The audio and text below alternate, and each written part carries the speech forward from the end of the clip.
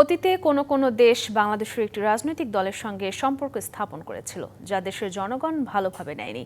একথা বলেছেন জামায়াতে ইসলামীর আমির ডাক্তার শফিকুর রহমান। মঙ্গলবার রাতে 5 দিনের চীন সফর শেষে ঢাকায় ফেরার পর হযরত শাহজালাল আন্তর্জাতিক বিমানবন্দরে একথা বলেন তিনি। এ সময় সেখানে উপস্থিত ছিলেন ঢাকায় নিযুক্ত চীনের রাষ্ট্রদূত ও জামায়াতের কেন্দ্রীয় নেতারা। জামায়াত আমির আরও জানান, ঢাকা বিশ্ববিদ্যালয়ের বাইরে দেশের আরও 3টি বিশ্ববিদ্যালয়ে চাইনিজ কর্নার স্থাপনের প্রতিশ্রুতি দিয়েছে চীন।